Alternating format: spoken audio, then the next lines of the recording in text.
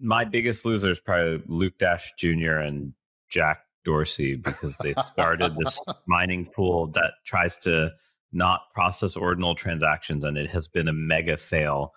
Not only have they had bugs in it, they've been unable to attract people. Jack Dorsey, got to be one of my least favorite tech moguls, because he just seems to make no sense. Not a dividend. It's a tale of two clans. Now, your losses are on someone else's balance sheet. Generally speaking, airdrops are kind of pointless anyways. Unnamed trading firms who are very involved. I like that ETH is the ultimate concept. DeFi protocols are the antidote to this problem. Hello, everybody. Welcome to the Chopping Block. Every couple of weeks, the four of us get together and give the industry insider's perspective on the crypto topics of the day. So quick intros. First, you got Tom, the DeFi maven and master of memes. Hello.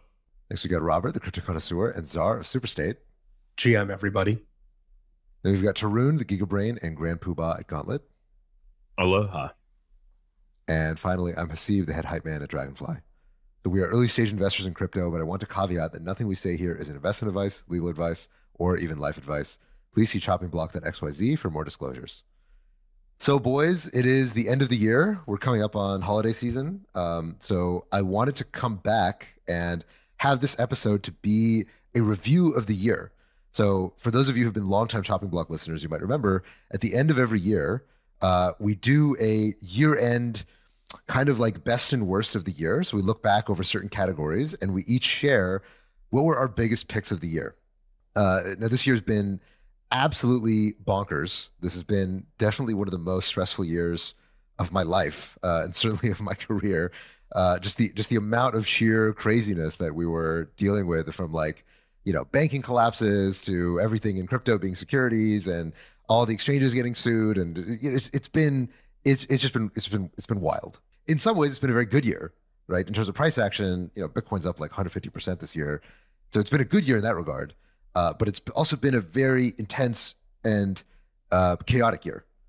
So here's the game plan. So we're going to go through a list of questions, and we're each going to share what were our answers for these different categories. So the things are going to be starting with biggest winner, biggest loser, biggest surprise, best mechanism, best meme, best or worst pivot, biggest flop, comeback story, favorite chopping block guest, and then predictions for 2024.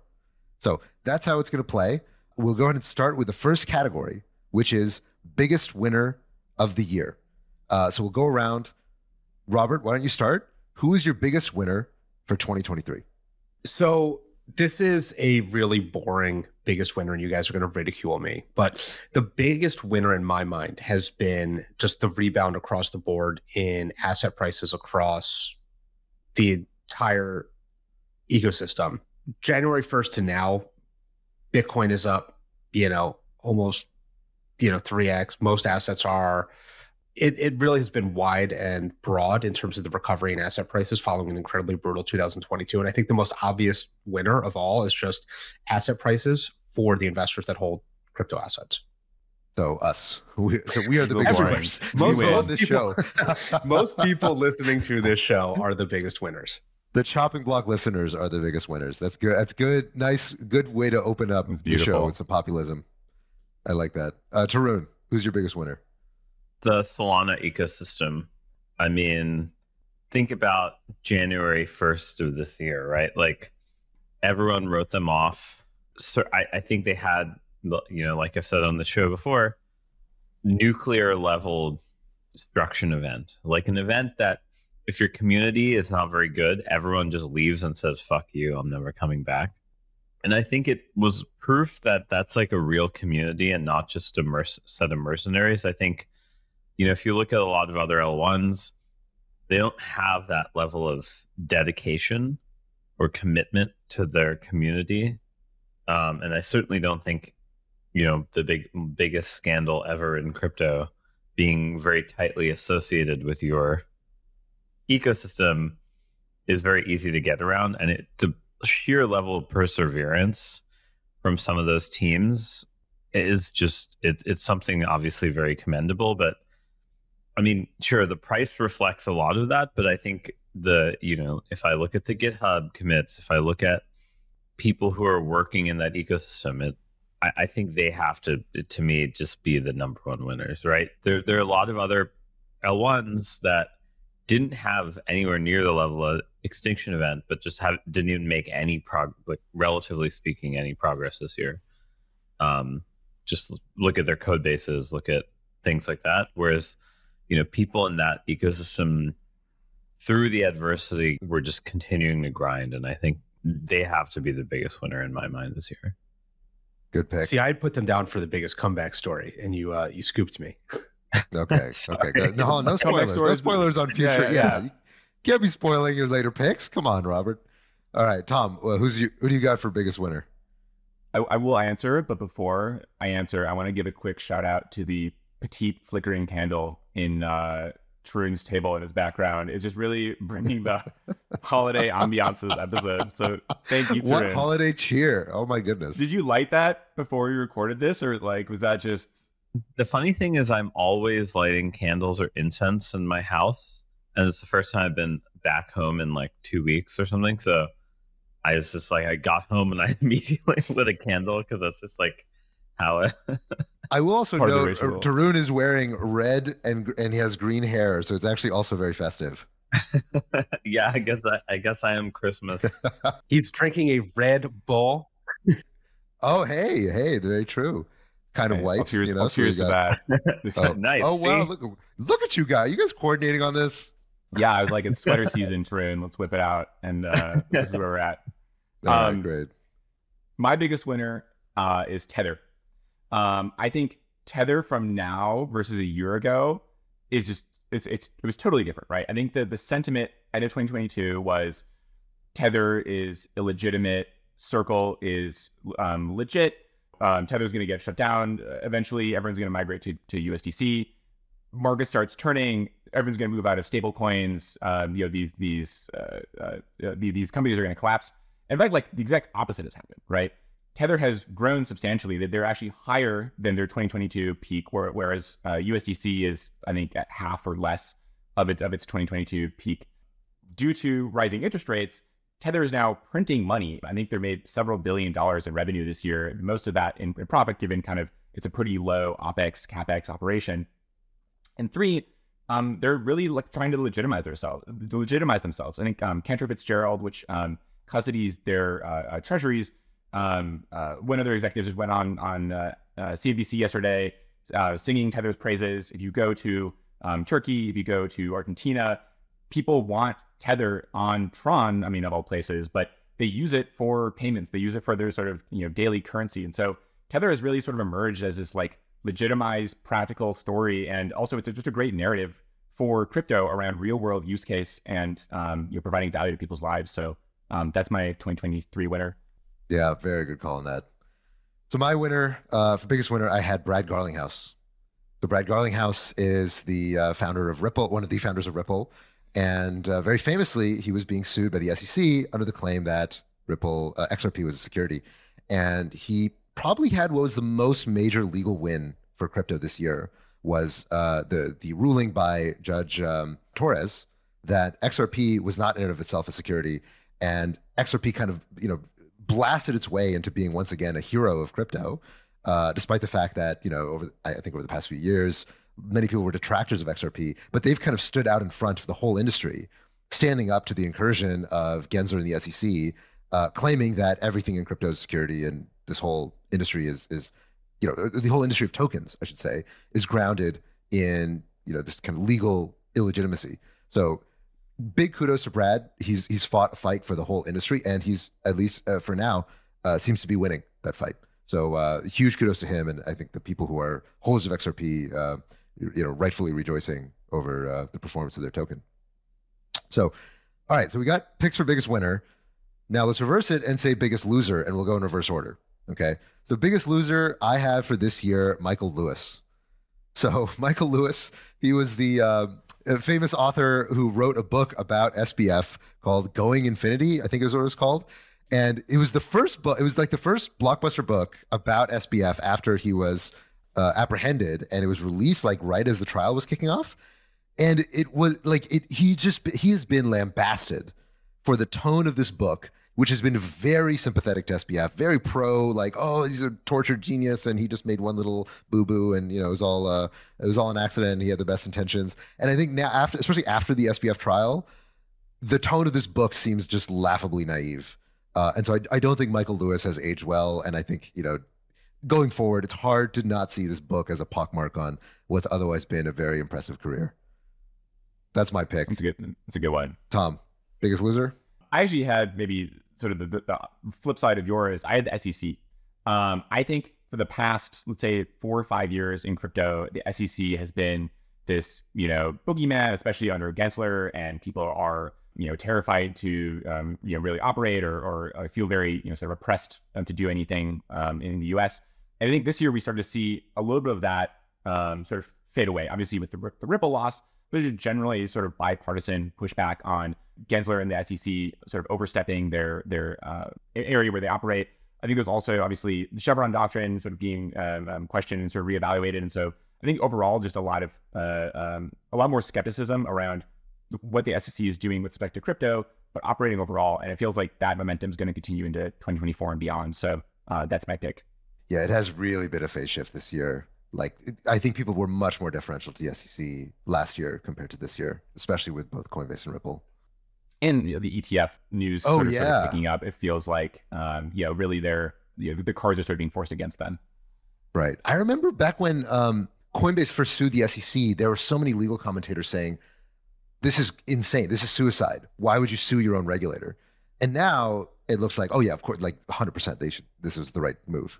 Well, now everyone's doing it too, right? Like now people are like, the SEC comes after me, I sue them, which, I think that once the floodgates are open, the capital and legal entities in crypto are ready to fight, totally. Which what was just not true a couple of years ago, I think. Right. So, okay, Tarun, who's your biggest loser? I'm gonna have to go with Circle to take the kind of opposite side of Tom. Good choice. Obviously the SVB stuff was bad, but like I also just feel like maybe my personal experience going to other countries, going to places like Turkey, and people are still angry about the DPEG. It's like I just think like there was a really huge amount of brand destruction, and it wasn't their fault, right? Like, for the record, like I'm not trying to say Circle themselves even did something. That's like the sad part about it, right? Like they actually tried to do everything by the book, right? They like used US banks. They like had the right auditing. They did all the stuff that they should have, but I think they just kind of lost the market of the real non-speculative users. I think obviously in DeFi, Circle still, USDC still has a huge toehold, but I just think the market share destruction, it really does sort of feel like a one-way function. I'm not sure how they can come back from it. So I think they're the biggest loser, but again, in a way where it's not their fault necessarily. You can't like attribute causality to like they did something that caused them to be in that position directly, but they definitely seem to have taken this huge blow. And I think the interesting thing, right, is in the current run-up, the majority of the new USDC you see is actually just going to Solana. You don't see that much USDC, net new USDC elsewhere. So I really think like the Tether dominance thing is it's going to be very hard to overcome that. Makes sense. All right, Robert, what's your biggest loser for the year? Well, I'll start off with a micro answer, which is SBF is an easy one to pick simply because we all very publicly watched him lose in his defense. But more seriously, this is actually similar to my first answer. I think the biggest loser in aggregate are the listeners and residents of the US and large, because this is yet another year where there's been really no progress on legislation. I was very optimistic at the end of last year on our episode that this would be a year where we would finally start to see legislation adding clarity, not the judicial system, but proactive legislation.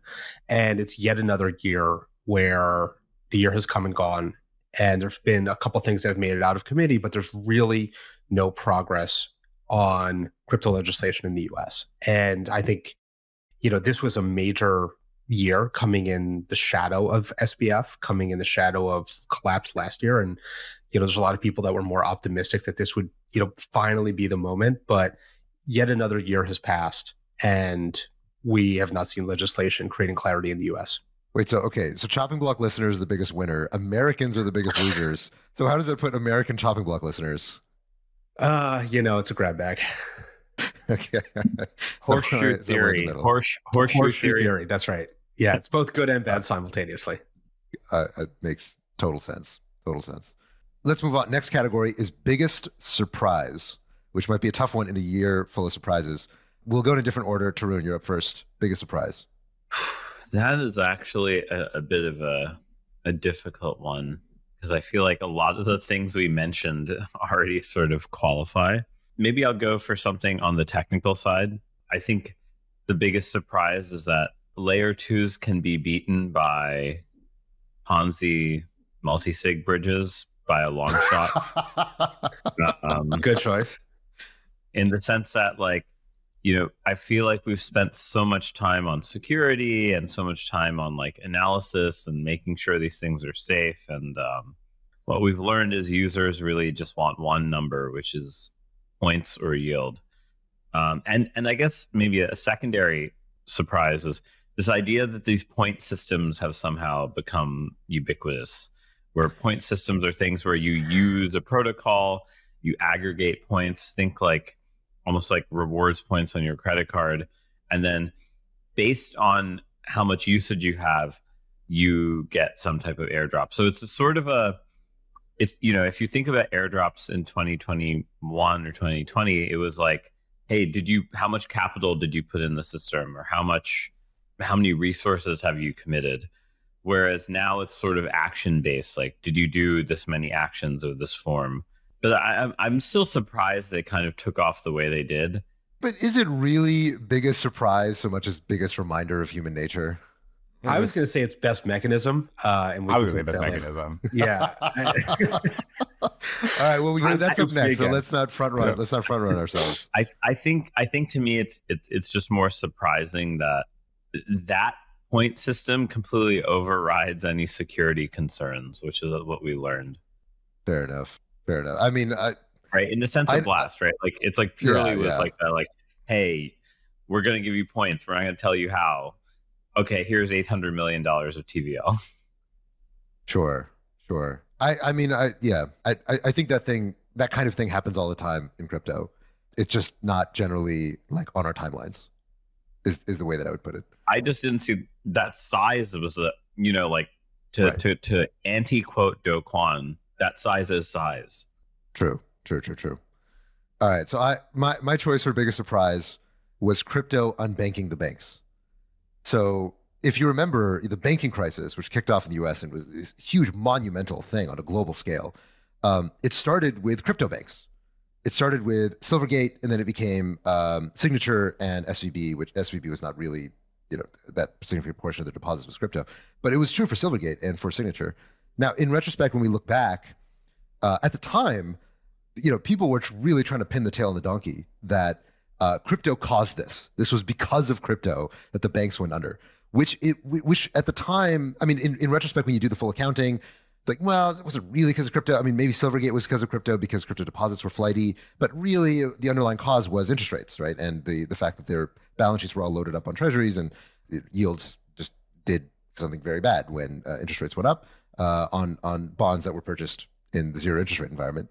There was a hot second when everybody in the world was convinced that crypto had broke the banking sector, and that was incredible. Not wasn't exactly true, but it was this moment that we were like, oh wow, crypto can absolutely change the world, not in the direction that we were imagining, and that the fact that we as an industry could be at the center, or at least appear to be at the center of one of the most monumental events this year, that was a huge surprise.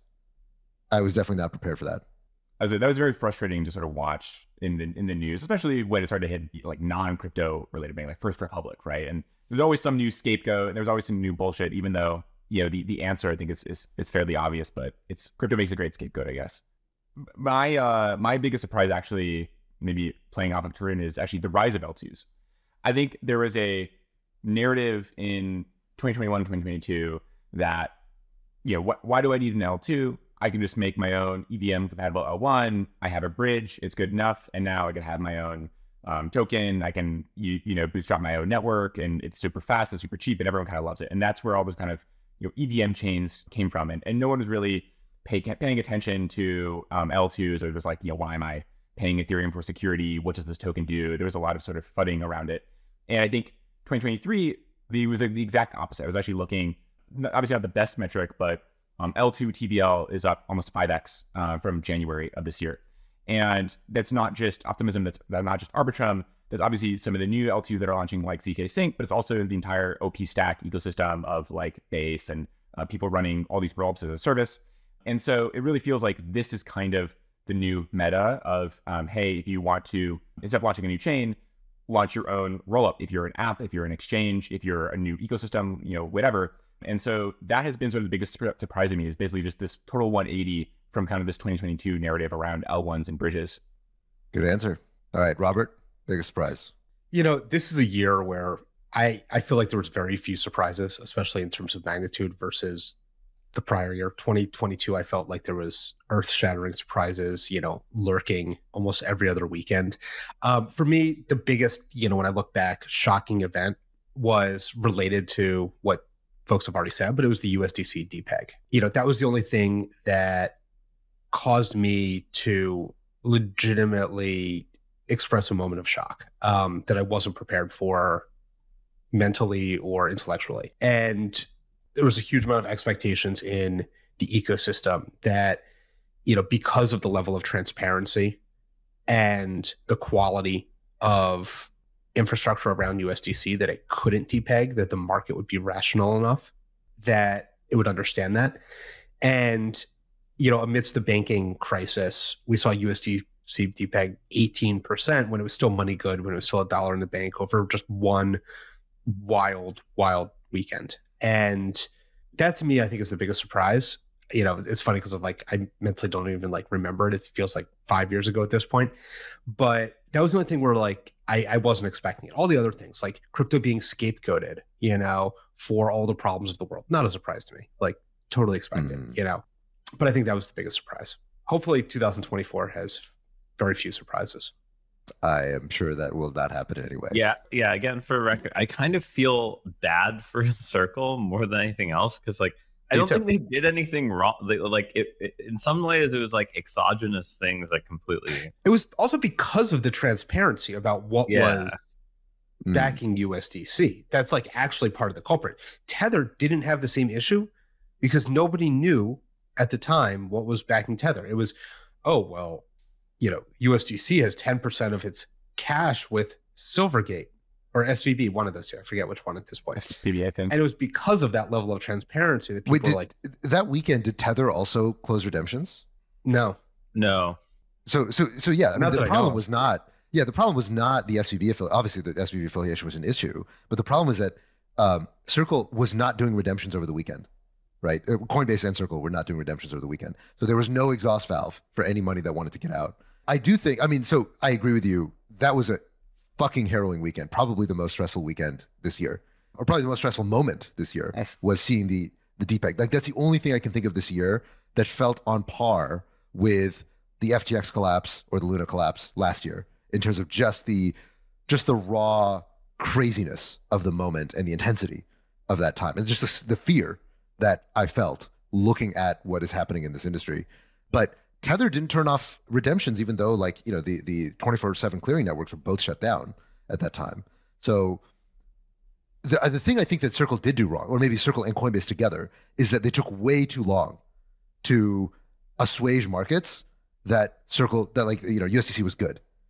They basically took this kind of legalistic stance of we should not say anything until we actually know for certain that blah, blah, blah, instead of saying, we're good for it. We have the equity balance sheet that even if SVB goes to zero, we will be good. They should have gone into the markets and said so. And I think to this day, they're reaping the damage of not having calmed the markets that way. Totally agree. I agree. I think at the same time, there is a little bit of a curse to going to, public channels and saying we're totally solvent. Yeah. I agree. I agree. You don't say you're solvent. You don't say you're defense. solvent. No. It's very different to say you're solvent versus like, yo, we will back this if something goes wrong with SVB. I mean, in my mind, those are functionally similar. Even like the SVB president was going on Twitter and saying, no, we're totally fine. You know, hold your cash here. I think every collapsed exchange or protocol or whatever has also kind of said the same thing. And so I hear you. I guess it's, in my mind, it's a bit of a coin flip of, hey, are you able to build the momentum back to sort of stop the outflow? Or, oh shit, why is this person going on Twitter and trying to, you know, convince me of something that I should not need to be convinced about? That my bank is solvent or my stable coin is solvent. I mean, look, once your stable coin is trading for 82 cents, it's time to start talking. Like, you know, like you need to get out there and start controlling the narrative. Like, I mean, look, a stable coin DPEG is just it's like, this is it. There's nothing else to wait for, you know? Like maybe when you're at 98 cents, it's like, oh, okay, you know, just whatever, it'll repeg. But once, I mean, it was like a day that it was like at 90 to 80.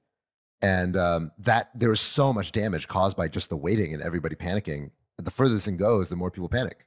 Anyway, let's move on. Next question is best mechanism. Best mechanism of the year. Since you guys already blew your load on this one, Robert, we'll start with you. What do you have for best mechanism? Well, my pick was points. You know, we've already touched on this, but the idea that you have a lot of different crypto applications or protocols or L2s or quasi L2s, you know, that are using this concept of points to start attributing value to users before distributing a token is brilliant. It's nefarious. It's, you know, what crypto deserves. You know, you have a bunch of folks now. Gets around to a lot of legal issues. It gets around, but maybe it creates new ones like elsewhere. Like it's, you know, I don't want to say it's like the inevitable outcome of all this stuff, but it's both an incredibly effective and somewhat disappointing outcome in that you have not people doing things to get magical internet money, but people doing things to get magical internet points that aren't even magical internet money. And it's just kind of amusing to me at a fundamental level, but I think I want to give it best mechanism because it's so fundamentally effective. I know so many people that are totally appending the way that they interact with crypto economic systems because of these points. And it seems so juvenile, but it's the reality. Yeah, I'll touch on points briefly, but I'll also just choose something new for the sake of choosing something new. I think the other thing that is great about points is it's basically liquidity mining with a human in the loop. The issue with one of the issues with liquidity mining, right, is it's sort of, you can set it once and then you can't really change it again, which is not really how you want to do paid acquisition, right? You would never say, I'm going to spend $1 million on Google ads for this week and here's the copy and I hope it works out. It's always very iterative. It's always, there's a feedback loop and you sort of constantly tailor it to make sure that you're not overspending, that you're making sure that the money that you are spending is being used effectively. Points in my mind fit a little bit of that bucket where you can give out a bunch of points to people and then sort of retroactively filter out the sibling, decide, okay, this was actually the more useful activity. This is the less useful activity. Here's the conversion rate I'm going to do. And that's something that I think has been missing in a lot of sort of liquidity mining systems where you just give out the tokens and sort of hope for the best. Well, to your point, you also have the ability to not just retroactively change things, but on a going forward basis, change how points are created on a week-to-week basis. I mean, there's been multiple projects that are like, now this week we're giving out points for X. And then a week later, it's like, now we're giving out points for Y. And then the next week, now we're giving out points for Z. And it allows them to keep on modifying their going forward behavior. Yes. It's wild. Yeah, I think it seems like kind of the future for the way people are doing liquidity mining and incentivization. But my other best mechanism is going to be not friend tech, but specifically the royalty creator mechanism within friend tech. And so, friend tech, obviously you can buy someone's token, you'll get into their chat, have a conversation with them. I think the product obviously has its own issues. I think one of the really clever things they did beyond sort of the points was or killing two birds with one stone. One is how do you properly compensate creators? Two is how do you solve this royalties problem with NFTs or assets where you can't actually on-chain enforce that royalties get paid on different trades. They sort of solve both of these by saying, hey, instead of having to, creators having to sell new tokens or having this weird creator token that you don't really know how to monetize other than, maybe you can sell it, you're actually going to monetize on the exchange fees themselves, which I think is quite clever. Two is, basically by having this vertically integrated app and not outsourcing the trading to Uniswap or to OpenSea and saying, hey, if you want to go trade the assets that we're creating, go to some third party where you're sort of relinquishing control over the royalties. They sort of didn't really make them tokens at all and sort of bake them into their contract natively. And then they can sort of enforce their fees, enforce their royalties, enforce sort of the monetization system that they want. And so it's almost, again, sort of the opposite of the way the industry was previously going, which is we just make the token, we just make the NFT, you go somewhere else to trade it, and we don't really have control over it, to going totally vertically integrated, which is maybe a bit antithetical to how the rest of crypto operates. But I thought it was a very interesting experiment at the very least. Yeah, good answer. So my answer here was organic yield for best mechanism. Now it's a little bit of like more of a meme of a mechanism than an actual mechanism, but organic yield is this idea, it's kind of, I guess, named for millennials, I suppose. But the idea of organic yield as opposed to normal yield is that in organic yield, you're getting the yield denominated in some other base asset that is not your stupid project's token. So you're getting your yield in USDC or you're getting your yield in Ether. And the reason why this organic yield supposedly is because it's coming from some kind of organic activity that's actually willing to pay revenue.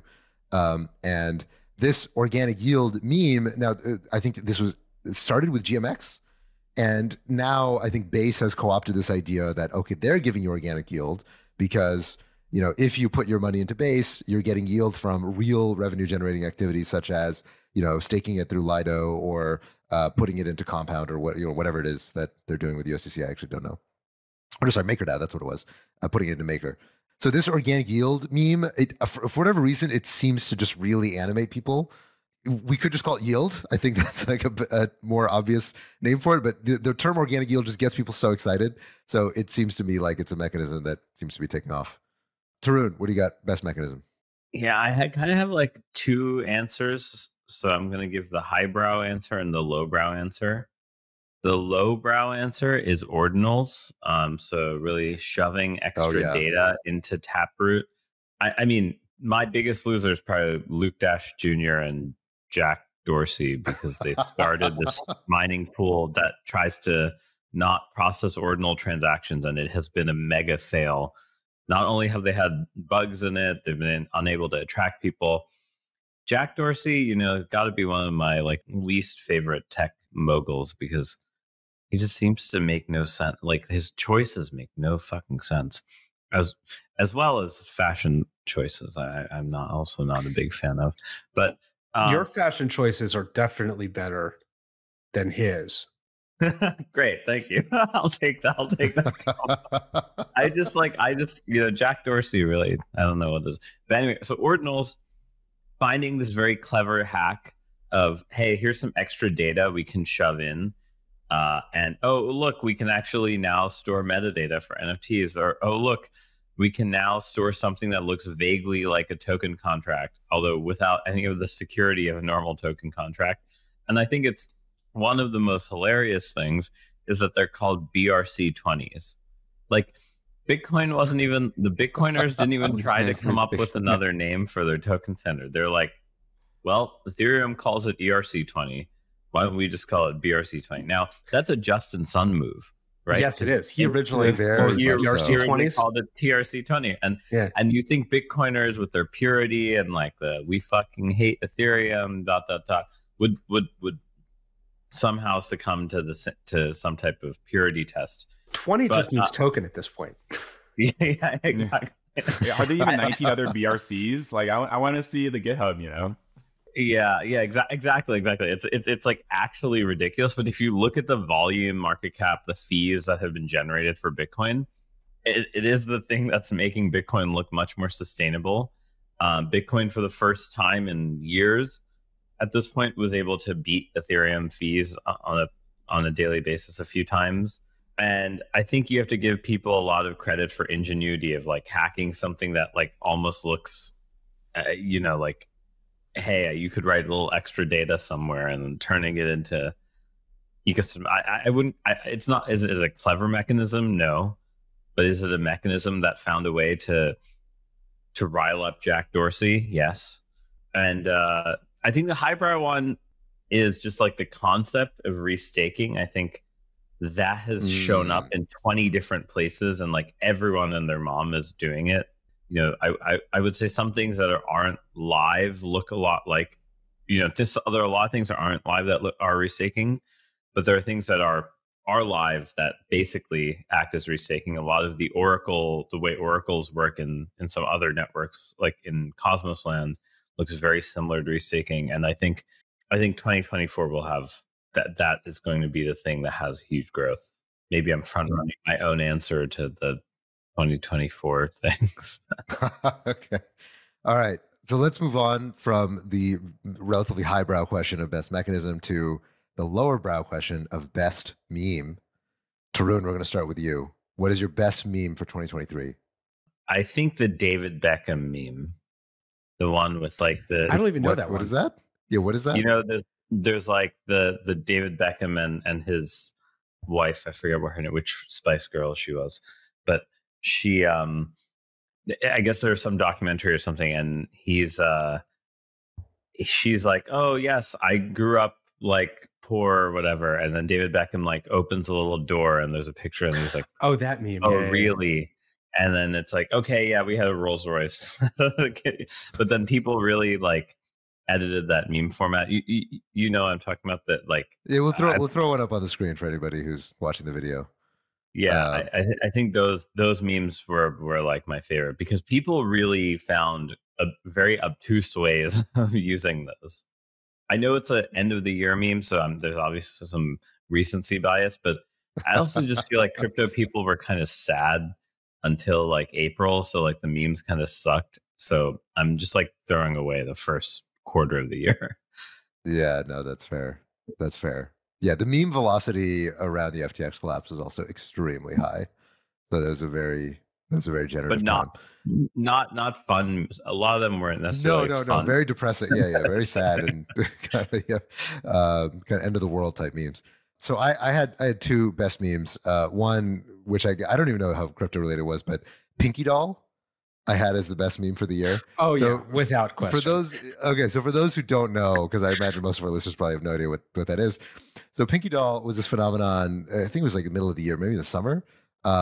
She was this lady who is on TikTok, and she was making very strange reactions to notifications that were popping up on the screen. And she was saying things like "gang gang" and "ice cream so good" and all these random things in a very robotic way, repeatedly, based on different interactions. And so people were like, what on earth is going on? What is wrong with millennials or Gen Z? Gen Z, yeah. They're the problem. Gen Z, I guess. And so it turned out that what this is what's called an NPC fetish. NPC stands for non-playable character. And so basically it's somebody who is pretending to be a non-playable character in a video game, such that if you tip them a small amount of money, they will give you a canned reaction. And apparently this is like a big thing. And wasn't it like DJ Khaled or something is like a big consumer of NPC content, or somebody like that? Some rapper was like one of the top, I remember top players. Timberland spent like $200K or something on. It is Timberland I was thinking of. Yeah, just like it's like some really. Well, it's like the modern strip club, like in a TikTok form, you know? Yeah, but it's not sexual. It's not sexual. That's the thing. I mean, like she's. And sorry. It doesn't seem sexual, I should say, from the face of it. So I also had a tie. The two I had was Pinky Doll, number one, and then number two is modularity. And I'll just present that without comment. Tom, what do you got? Best memes. I was gonna go. I'm trying to figure out how to sort of describe it, but there's sort of this crypto to AI spectrum from like Milady Remilio to Based Redacted Gang to like Lil Clear Pill to like Chloe 21E8 and Effective Accelerationism. And I feel like that sort of pocket of the internet has really had an outstanding year in terms of people leaning into being pro AI, into sort of taking the clear pill, I believe is the phrase. And so this is, in my mind, is sort of the adjacent, maybe next evolution of sort of the Milady Remilio gang. Huh. That's above my head. I'm not cool enough. I didn't realize there was a connection there. I kind of agree with you, actually. I was in San Francisco, and I went to some EACC party, and it did feel very much like going to a Milady rave, but minus the music. Wait, how do they pronounce it? Do they not say EAC? Well, some people do. I guess. What do they say? We're at the Milady rave. They say EAC. I don't like the way. It sounds kind of weird to me, so I spell it, but it's like a Milady rave, but with no music because it's San Francisco and people don't really have good music taste there. So, yeah. Huh. Sorry, we should explain for the audience what is EAC. Maybe just for like 10 seconds. Okay. It's sort of the this movement that was sort of founded by this internet character named Beth Jesus, who was recently doxxed by Forbes, although people have been unable to determine whether that was a purposeful dox or not. There's a lot of conspiracy that he did it to like launch his company, because his company launched the next day and had like this big announcement. But basically what effective accelerationism is the antithesis to effective altruism, where effective altruists love spending hundreds of millions of dollars trying to ensure that there's AI safety or AI alignment such that the AIs don't kill us or eat us. In theory, they do. In theory. Of course, instead they spend it on life coaches for themselves or whatever bullshit that EA people love doing. Castles in the English countryside. Yeah, exactly. All that type of shit. You know, Haseeb knows. Penthouse condos in the Bahamas. I don't actually, but I've read about it. But don't have any first-hand experience. And effective accelerationists are people who are like, actually, no, we should just try to like make the technology as good as possible, as fast as possible, and like accelerate our achieving, the singularity. I would say the effective accelerationists are like Gen Z Ray Kurzweil. They've kind of like, they have his ethos, but like for people who are younger. And then of course there's the Vitalik. Vitalik wrote a really nice blog post comparing and contrasting the two and putting himself sort of in the middle, but closer to the accelerationist side, I would say. He said cautious accelerationism. So was it DAC is like defensive accelerationism? Yeah, defensive, like yes. But the EAC people are just like, let's move as fast as possible. And like, after the OpenAI stuff that we saw, wow, I can't believe that was only like 3 or 4 weeks ago, but it feels like months ago. Yeah, no, totally. Yeah. Basically is like, bring it on. Like, let's they're the other side. And like, you could argue they're the biggest winners culturally from the OpenAI thing in my mind. It's TBD. We still don't know the board composition, but I don't know that having Larry Summers on your board means that you're going any faster. Well, I don't think having Larry Summers on your board means that you're going to be good at AI safety. Yeah, I don't know what it means, to be honest. Anyway, all right, let's move on. Best meme, Robert. Well, this is somewhat of a meme, but the Bitcoin ETF, I think, has been the most successful meme of 2023. How is that a meme? What? Because it's a meme because right now it exists primarily in idea form. And the idea is mimetic in nature. And it has spread virally throughout the crypto and non-crypto communities. And the idea of the Bitcoin ETF has been the most successful replicating and spreading idea in our industry, in my mind, over this year. And it has, I think, transformed a lot of the institutional attitude towards crypto. I think it's transformed a lot of the retail attitude towards crypto. And I think it's also transformed the regulator and legislative attitude towards crypto a little bit. So I think in terms of the impact on our space, Bitcoin ETF, #1 most successful meme. Fair. All right. So I assume you're not implying that the substance of the ETF is not going to live up to the hype? That's not what I'm implying. I think just looking at it as an academic analysis of what is a meme, I think it's a tremendously successful meme. It will exist in a 99% likelihood at some point in, reality form. But like right now as a meme, as an idea, it's, unbelievably powerful. Fair enough. I will say personally, I hope to never fucking hear about that thing again as soon as it launches. Like literally the most boring. It's like the most boring for something that's supposed to be revolutionizing finance. The most interesting thing you can think of is a fucking ETF. That's kind of embarrassing. Well, you know what I mean? Price like, going up is plenty interesting for me. Sure, so sure, I'm fascinated by seeing numbers going up personally. Sure, but like I just personally, I feel like, you know, it should be something more interesting. Right, okay, let's move on. Next category is best or worst pivot of the year. So I'll go first. For worst pivot of the year, I picked it. I'm going with worst. For worst pivot of the year, I have the SEC social media team. I don't know what they were doing before this, but I will say this year I do not like the direction they're taking. The SEC Twitter, like, they've started publishing these Twitter, or just Gary. Imagine if it's just Gary running that account. It feels like it's just Gary because the levels of cringe and the ways in which they're trying to elevate Gary Gensler as like this, you know, Smokey the Bear for SEC and crypto protecting consumers. It's just so ridiculous and has invited nothing but ridicule. So I don't know why they're doing this or like where the budget for this is coming from, but I would strongly recommend going back to just like writing boring articles saying, you know, please protect yourself, because I feel like that was a more effective use of their time and energy. All right, Tom, best or worst pivot of the year? Worst pivot of the year, paradigm pivoting to AI. In case you forgot that happened in 2023. Just kidding. All right. Okay. I want to know best pivot actually, Pudgy Penguins. I think when I heard about Pudgy doing this raise of, hey, we're gonna go sell plush animals at Walmart, I'm like, what the fuck? It's like an NFT collection. What do you mean? There is no IP. It's like a bunch of pictures. And I was very, very skeptical that they'd be able to pull this off. And I think in spite of my skepticism, they actually have pulled this off. I think they've been selling millions or tens of millions of dollars of these plushies. I actually see Pudgies now in a lot of like non-crypto contexts and non-crypto circles.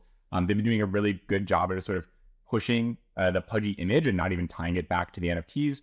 But the NFT price has also pumped in response to all this excitement. I think they're now at like 10 ETH or something. So I give a lot of kudos to the Pudgy Penguins team for sort of, I think, blazing a different path for, you know, how NFT teams can monetize and what sort of the future of, I don't know, NFTs look like. That's my best pivot. Nice. All right, Robert, best or worst pivot? Well, this is a abstract one, but I'm going to give simultaneously worst and best pivot to MicroStrategy pivoting into a levered Bitcoin trade.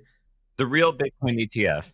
The real Bitcoin ETF. This time last year, I would have given it worst pivot simply because it put the company in an incredibly precarious position. This year, with the recovery in prices, it looks like one of the best pivots of all time, going from a software business into a levered Bitcoin trade. Oh, you mean like when they originally bought the Bitcoin in, what was it, 21? Yeah, transforming their company into a levered Bitcoin. Okay, got it. Yeah. As of, you know, the end of 2023, with assets on the rise, this looks to be one of the most obviously dangerous, silly, you know, crazy pivots of all time. But it's starting to look like a genius move for them. And so I am reluctant to give them the title of best pivot, but here in December 2023, I am forced to acknowledge that this is best pivot. Fair enough. Tarun, what do you got? Mine is maybe not a single entity, but I think watching all of almost every single alt layer one do what I would call a simp and pivot to saying they could be a data availability layer after seeing Celestia reach over $10 billion FTV has been hilarious, because it's like all of these people made fun of L2s, right? Their entire social media presence was like, L2s suck, use a layer one, we've made it better, blah, blah, blah. And then all of a sudden now they're like, oh, actually, just kidding. Celestia is worth a lot. We should be worth a lot. We're going to do DA. It's a very funny social media pivot. And I think like there is this interesting thing though of like, it makes sense. It's just, I think some of the ways that the social media teams have marketed this is a little bit like shameless cringe in some ways. And it's like every single L1, like there's no one who hasn't already done this, and it's sort of this. It's interesting. I think like we're going to see this kind of explosion of DA layers as a way of servicing rollups and inevitable, right? But I think it was just a little bit shameless. Like it needed like the price of something to go up a lot, and then all of a sudden everyone said, you made this, we made this. I don't know. It's just like the social media teams for some of these places, I feel like could just be a little more like appreciative instead of being like, no, fuck you. Like we already could do this. You know, it's like there's somehow this lack of kumbaya amongst. Somehow, I wonder where that came from. Maybe because they took lots of money from investors. In a way that I think, like, you know, people who like Vitalik or Anatoly, you have to have a lot of respect for it, because they don't do this. They don't do this like you made this, I made this thing. And that's true, but they are sitting on like tens of billions of dollars of network value created. So it is. To be fair, like I would say, if you are a founder and you have an L1 that no one's using, rebrand yourself all day. Like I 100% endorse telling everybody that you're a DA layer. I'm not gonna hate on it in that way. I'm just gonna hate on the way it sounds. Always just comes off as like very disingenuous. Fair enough. Okay. Next category is biggest flop of the year. So something that had a lot of promise but underdelivered and didn't achieve the stardom that it hoped for. Tarun, you're up first. What's your biggest flop of the year? As is always common, somehow Bored Apes have to show up, but I feel like all of the ape coin proposals, all of the like shit. Do you remember? Like there was yeah, I completely forgot about Other Side. They're still working on it. I mean, I actually just saw a proposal from Arbitrum to like have ApeDAO be an Arbitrum stylus chain. You know, obviously OP made a proposal a few months ago. It's just like a testament to the lack of intellectual center in that community that they can't even figure out how to do even 1/1,000,000th of the things they promise. True, that is an amazing insult to accuse someone of having a lack of an intellectual center. Like that's so good. I need to start using that in my day-to-day life. All right, Robert, what's your biggest? I don't know who else. You know, like they promised so much. You know, you're talking about Pudgy Penguin. Did they though? What did they actually promise? Big metaverse game. Yeah, like they promised Other Side, right? But they're working on it. Well, in the meantime, they've released like multiple new like token staking games where they made new NFTs for like the Other Side deeds, and then they made these like gems that like, you know, your deed needs in order to make another NFT. It's like, oh, is that right? They just like, oh wow, oh yeah. I can't even pay attention to Penguins. Like as sort of a duel to Tom's answer before, right? Where like they actually did sort of the minimum viable thing with their IP, which probably had, like Tom was hinting at, like almost zero value, and they turned it into something with value. And Bored Apes went the exact opposite way. And like, I don't know. Yeah, to me, that, like it's extreme NFT dilution in like the Bored Apes land, where like they just keep on coming up with new collections. Like, and it's like you have to be paying attention 24/7 just to like continue to get all these like sillier and weirder NFTs. All right, Robert, what do you got? Biggest flop of the year? I feel like you took a juicy one that's salacious. I can't really think of a biggest flop this year. The biggest flop in my mind, you know, is probably the presumed Binance supremacy, especially with its settlement with the US government. You know, there was a time where Binance was like the most important exchange, and I think just the intellectual mantle of importance is declining for them. So I wouldn't call it a flop per se, but a dethroning. If you consider that flop-like or flop-adjacent, I would say it's Binance. All right. Good answer. Tom, what do you got? Biggest flop? I got two. Like, I don't know if one qualifies because I don't know if there's ever anything to be that optimistic about in the first place, but the Saga phone. I remember when they announced Saga, people were excited about the idea, or Solana people were excited, and I think they've sold fewer than 10,000 phones. They cut the price in half. Like, I think even Anatoly went on a podcast recently and was like, it was an experiment and we're trying something new. And so, I don't know how much faith and resources were actually placed behind it, but it just kind of felt one of those things where, like, obviously this was not going to work and it didn't work. But therefore, I'm like, I don't know if it's a flop. It's just something that was never good in the first place. But my real flop, I think, was actually Azuki Elementals. I think the execution for everything else Azuki has done has been so top-notch, so thoughtful, just really sort of attention to detail and like attention to the craft. And Elementals just felt like an intern made it. It was like, clearly there was gonna be backlash. You had this sick business model of being able to sell JPEGs, just make the best fucking JPEGs possible.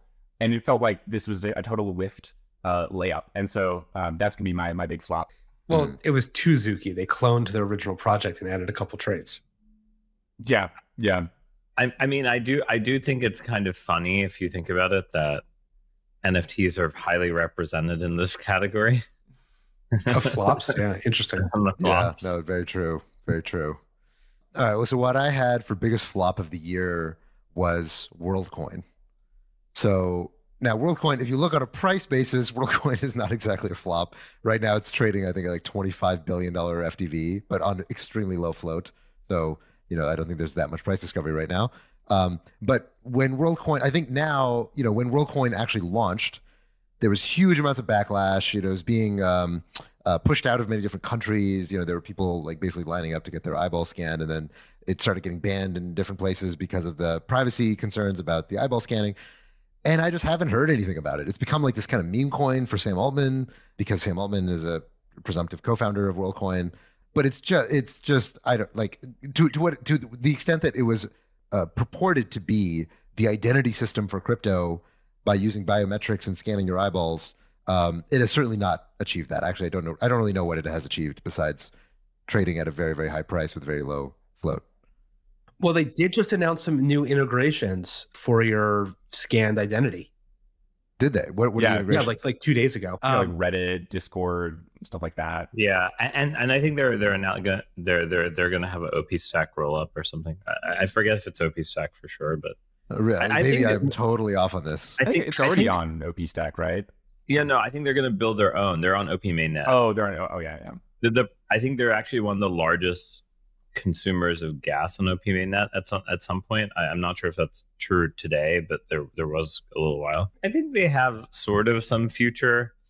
I do think the interesting thing to me is that Clear, the airline, Clear was like, hey, we made this digital identity thing that has a lot of similarities to blockchains, but it's not a blockchain. In some ways, you could argue that like Clear and WorldCoin are kind of the same thing in a lot of ways. So they are definitely similar. I mean, the ZK stuff is different, whatever, but like to the average end user who has used Clear at an airport, they probably don't think of WorldCoin that differently. Like if they don't know the technical details. Right, but one has a token and the other one doesn't. Well, Clear probably isn't Clear public now. They SPAC'd or something like that. So okay, hold on, just so I understand. Wait, what's Clear trading for? Can we compare this to WorldCoin? Yeah, let's compare Clear's market cap. I'm Googling this right now. All right, Clear. Let's get this. 3.75 billion market cap. Whoa, that's pretty good. 3.57 rather. So like, that's a pretty good business. 13% of WorldCoin. Fully diluted, right? I mean, look, WorldCoin has like a few hundred million like trading. 300 something. Yeah, it's like 300 million circulating, right? But like 1% of the supply or something. Oh, it has a PE ratio of 1,183 for Clear. Well, I'm sure WorldCoin is in the same strategy. Clear monetizes pretty well. How does it have such a crazy PE ratio? I mean, I guess it means it's like on like the border. Well, they had some scandal, right, where it didn't work and people were able to get through who shouldn't have recently. Really? So a bunch of airports banned them. Don't you have to scan your ticket? Because I use Clear. I scan my ticket when I go in. I think it's like if like the eye scanning thing doesn't work, they have a backup system that is like deemable or something. I can't remember the specifics. I see. Okay. All this says is that their one job is to not let the bad people through. They should integrate with WorldCoin. Clearly, that's the problem. The greatest M&A in history could be WorldCoin being like, we're going to give you 50% of our FDV to buy Clear. That would be pretty sick. That would be pretty sick. I mean, if all right, you know, I wouldn't put it past Sam Altman. Of all the people who would be willing to do that, he might be. I'm not sure anyone else at Tools for Humanity would be okay with it, but he but how do you log into Reddit or Discord with world, like with you scan your eyeballs to what does that even what does that even mean? I think it's like you can use your WorldCoin passport that gets created when you scan your eyes to basically like OAuth into these other sites. So the same way you can use like your Google account or whatever to log into Reddit through OAuth, I'm guessing it means you can also use your WorldCoin passport, which you set up once you scan your eyeballs to get into Reddit. Why we want to do that, I can't tell you, but okay, but you can't like log into Reddit on your computer now because it's like tied to the wallet on your phone. Or I guess you can they have some sort of way to OAuth through your phone or something like that. Okay, all right, wow. Anyway, okay. Next category is comeback story of the year. So, who would you say, Tom, comeback story of the year, ended up braving the most adversity to end up on top? I have Coinbase. Oh, me too. Coinbase feels like the most. Coinbase? I think we might have all had Coinbase. Tarun, who do you have for comeback of the year? Yeah, who do you have comeback for the year? Yeah, Coinbase is just too obvious. Solana. 4 for 4. I already said Solana, but I almost would be willing to say it again. Comeback of the year that's unexpected. Maybe like. Oof, that's kind of hard because they're really the main comeback stories are those two. Okay, and like, all right, Tom, give us the story for Coinbase. I think just give us a story for Coinbase. Yeah, I feel like Coinbase is sort of like the whipping boy for crypto, or it's very, people have very bipolar feelings on it, right? When market's going well, people love Coinbase, and then when the market's in the tanks, are like Coinbase fucking sucks. It's not listing any assets. It's going to get eaten by Binance, blah blah blah, and so. It feels like there was a sentiment low at the end of last year where it was like, or even going into this year, right? They had the SEC lawsuits. People thought, oh, Binance is going to take over all the FTX market share. Coinbase is never going to be successful again. I think its stock was in the tank. They had a bunch of layoffs, and I think what you've seen over the past year is they've been fighting back against the SEC. Their larger unregulated competitors are starting to sort of tumble one by one. They successfully launched offshore, which seems to be doing decently well. And overall, I think Coinbase has just been, the story has been surviving every single cycle and using that survival to set yourself up for success in the next cycle. So I give props to Coinbase for A, fighting the good fight on the regulatory front, and then B, just surviving and being sort of a dependable platform and not getting caught up in any of the nonsense that's hit any of the other exchanges. I have one now that I thought about it. But you're all going to groan because it's not that different. But Kyle Samani. Yeah, you know what? I feel like Kyle really fucking crushed it coming back this year. Not just in Solana, but he like found all the he meaning Multicoin, but I mean he is the face of Multicoin. Really was always in a lot of these projects during the bottom, was like the only source of funding for them. In the things we co-invested or I co-invested with him, like he actually was really present for a lot of these projects where like every founder was in the doldrums and like, I'm gonna quit Solana, whatever. I'm like, I think a year ago you would have been like, wow, he like Multicoin sent this like 90% down whatever letter. But I think for a fund to have that much of a U-turn and to not have had just like complete chaos explosion is pretty impressive. So like I would say Multicoin / Samani deserves a comeback. Absolutely. I mean, Solana's up 9x since the bottom. So but also the things that Multicoin led at a time when no one else was leading them, like Jito and Pith, actually to some extent. Like he really did. If there's one thing I'll say, he might be the crypto investor with the most strict conviction because he like really has never changed. He like has one fucking thing, and he and like a respect because like I think in this industry it's very hard to have such steadfast thesis, but he's I mean, since I've ever known him, this is like the only thing he's ever he's just like beat the table on. And yeah, I think I remember maybe last year we maybe said he was in the Biggest Losers, right? Because of the FTT stuff and whatever. So I think he definitely deserves the great call. No, I it's something I tell people often, and I was telling people even this at the beginning of the year, that I think Kyle Samani is probably pound for pound the best investor in crypto. I disagree with him on a lot of stuff, most of the stuff that he says, but he's probably one of the only, of crazy stuff. He's one of the only true contrarians in the space. In a space that's already, very contrarian as a space to be investing in. But he sticks to his theses. He does not totally. You got to give him the most credit for that. And I think absolutely his thesis this year was recovered. Yeah. So okay, let's move on. We're winding down. We have 2 more categories left. So second to last category is favorite chopping block guest. So who has been the standout this year of guests that we have had on the show? Tarun, you're up first. Favorite guest. Tarun has not done his homework. All right, we'll start with somebody else, then we'll go back to Tarun. Yeah. Well, I have recency bias, but having 2 security-focused anons come on the show, pretty much back to back, I thought was a highlight. I thought it was a really nice way to sort of end the season and take a different approach to what we were discussing. So, shout out to security-focused anons.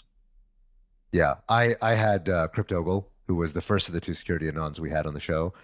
Cryptogle, I didn't know him very well before that show. He reached out to me, or he responded to something I was talking about on Twitter, saying that he was negotiating with the Kyber hacker. And I was like, holy fuck, we got to get this guy on the show. I want to know what a crypto hacker negotiator is like. And this guy was just absolutely incredible.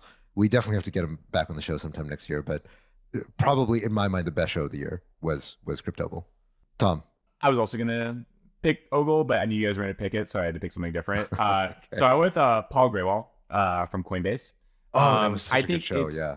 It's rare that you meet, I think, a lawyer who speaks so transparently and openly about their work and what's going on, but also speaks so eloquently and it doesn't sort of get lost in their own words. And so Paul was a delight to have on, and just sort of a sneak peek into what's going on the regulatory front and Coinbase's own battles with the SEC was great. So that was my favorite guest. It's funny, when Paul was on the show, I was telling this to one of my friends. When Paul was on the show, so we did that show in person. I think it was in SF during in Palo Alto conference. Oh, that's right, in Palo Alto. And I was sitting right next to him as we were talking, and I realized, as I was looking at him during the show, I realized he looks a lot like my dad. And so I had this incredibly nostalgic feeling as I was listening to Paul Grewal give these very calming answers about legal. It's like, oh, the industry is going to be okay. And I was like, oh, Dad, thank you. Sorry, it was kind of weird, but I felt like that show did have a special place in my heart because I felt so much better about legal after that. All right, Tarun, who is your favorite chopping block guest for 2023? I will say more because it was a crazy one, Vivek Ramaswamy. I don't know if he was my favorite from a content perspective by any means, because no offense, I'm not voting for him, but in any chance. But I thought it was interesting to see someone learn their platform by talking to us, because many things he said or discovered in the conversation, he started repeating on every other podcast. So from that perspective, I think it's interesting because we served as tutors to one of our guests, whether we intended to or not. Well, if any other presidential candidates come on the chopping block, we'll set you up. Yeah. You're looking for a presidential run, unless you're who's the Puerto Rico guy who wanted to run for president, the EOS guy. Oh, Brock Pierce. Oh, Brock Pierce. That's I don't think he's running again. Brock Pierce. Is he not? Okay. But it's open invitation to anyone who's not Brock Pierce. I thought he just ran to get the SEO results to only show that he was a presidential candidate and clog Google. I like that's that theory. That's a very clever spam attack on Google. Yeah, I love that.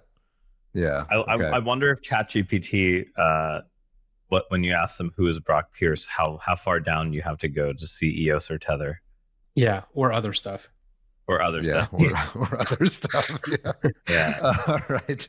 Okay. So last question is predictions going into 2024. So, Robert, what do you have predictions for 2024? Okay, I have 3 predictions, and if all 3 happen, I will be somewhat surprised. But here's my 3 predictions. 1, and these are boring. I'm going to preface that. 1, Bitcoin ETF. 2, Really going on a limb for that one. oh, going out on a limb. Okay, here we go. 2, I think we get a proposal for what a CBDC in the US looks like. That's a controversial, high risk Proposal from whom, though? Somebody that's credible. I think we start to see the outline. Okay. And 3, I predict that total stablecoin market cap is going to decline as assets shift back into volatile crypto assets and other forms of low risk assets. You think stablecoin market cap will decline because people want more crypto? Mm-hmm. Let's just see how it plays out. We can date this in a year. Okay. Also, like interest rates going down next year, you don't think that's going to affect people? Do you mean stablecoin market share, like percentage of overall market cap, right? You mean absolute market terms. cap. I think the total dollar value of absolute market cap, not relative market cap. Yeah, this is a controversial bet. That's interesting. That seems very ahistorical relative to what's happening. The relative one I could buy. If the percentage of the overall crypto market cap. Oh, that by default, that one's probably going to go down. Yeah. That seems. I will definitely take the other side of that. Do you want to bet on that? I'll bet $1. Our PayPal bet. I'll bet $1. That's true. We do have our PayPal bet, but it's not the end of the year yet. So next show before the end of the year, we will go and adjudicate the PayPal bet when we get to 31st. But we still have a bunch of Red Bulls riding on that. Okay, so interesting bets. Some very, very non-controversial and some extremely controversial. But I like the spread there, Robert. Okay, I'll go next with my predictions.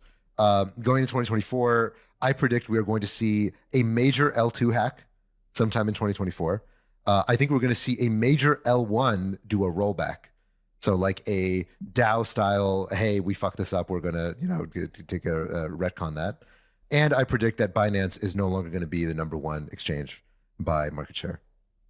So those are my 3 predictions. Weirdly, this morning we just had a crazy supply chain attack against MetaMask. Against Ledger. I'm sorry, not MetaMask. It seems like we are getting into the season for hacks, and more bad things are likely coming our way in 2024. The hack advent calendar. 'Tis this season. It's not good. Please no. All right, Tom, what do you have predictions 2024? Speaking of this Ledger supply chain attack, this is actually on my list of predictions. Is not so much that there was going to be a supply chain attack, but basically there's a few sources of pressure going on the front ends. There's obviously been a number of DNS level attacks, supply chain attacks, regulatory pressure on front ends for DeFi applications, as well as just teams increasingly trying to monetize their front ends, as we started seeing with Uniswap. And so I think there's going to be sort of a split in DeFi front ends where there's going to be more app-based monetization of front ends, which is way safer, but actually more profitable to do than issuing a token. So would not be surprised if we see more teams do that.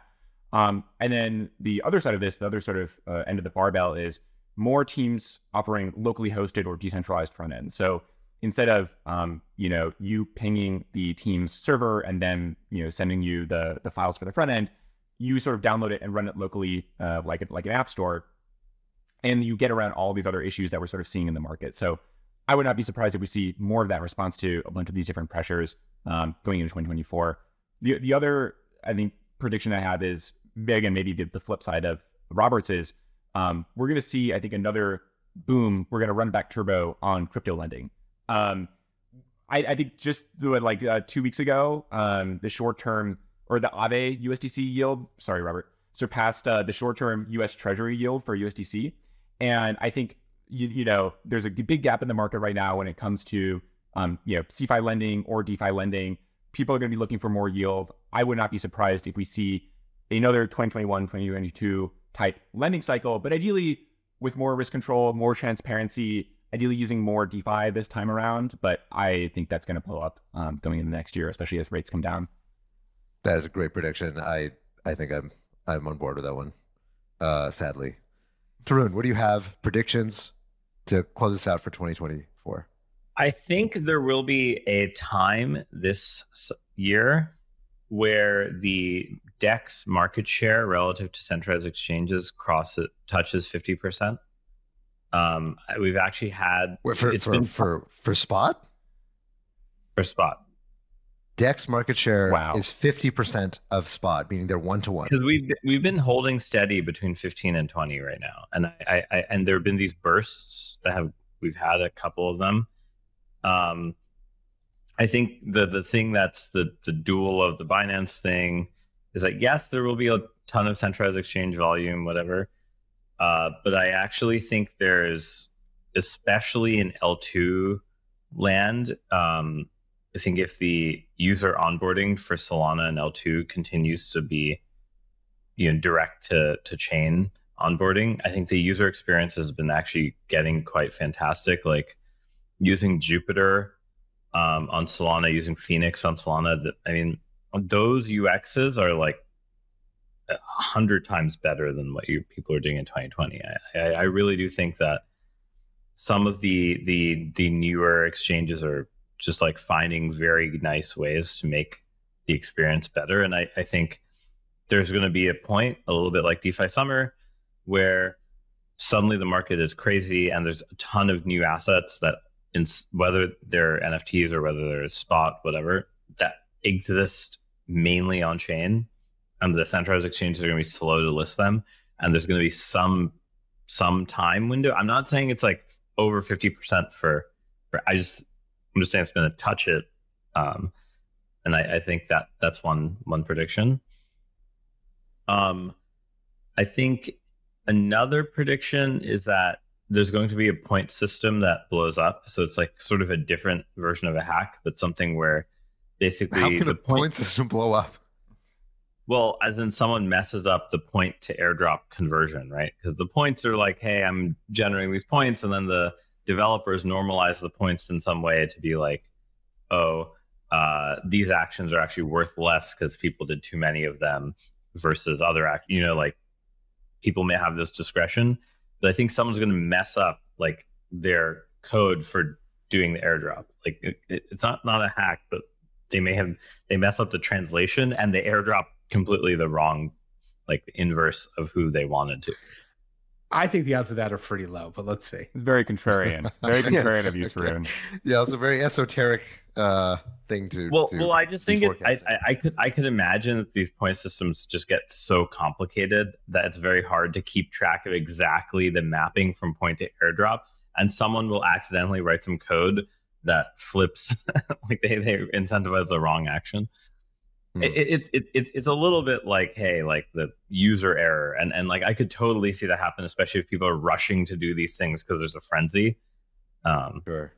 Okay. And I guess the final question, my final thing is, I think that Ethereum DeFi tokens, which have languished over the last few years, will finally make a little bit of a comeback. I don't think they're going to be able to have these kind of like infinite price to TVL or price to revenue or whatever type of ratios like you see with DA and Solana coins, but like maybe they can get a little bit of a sail in their wind. Yeah, no, I think that's likely, given that interest rate environment for next year is going to look much better. So I think the risk appetite on chain is going to go way up in a full on bull market. So and that's what I think. Why I think there'll be on-chain DEX activity going up also. That's all. Yeah, that one is an interesting claim. I can see it happening for like a day, especially if there's a crazy airdrop or some wild activity happening on chain. But I think it's unlikely because when you get into a real bull market, like right now, retail is still not really back, right? Like if you look at, I think a good barometer for this is just look at Coinbase on the App Store. Like Coinbase is still like not even the top 25 on the App Store. So retail is not really engaged yet. And I suspect that sometime next year, you're going to see retail wake back up and really get back into the market in a big way. But right now, it's like a relatively small number of people who are driving the volume and pushing prices up. So I suspect that, I mean, again, this is a guess. Who knows what's going to happen? But I suspect that next year we do enter into a full-on retail cycle. But those people generally come in through the front door, which is centralized exchanges. So anyway, we'll see what happens. So next week we are off. Please, tune out of crypto for a second if you can. Everybody spend time with your families if you celebrate the holidays. But we'll be back for the last week of the year to adjudicate our PayPal USD bet. We've got a lifetime supply of Red Bull riding on it. But until then, thank you everybody for joining us, and hope you enjoy the holidays. See you, everyone.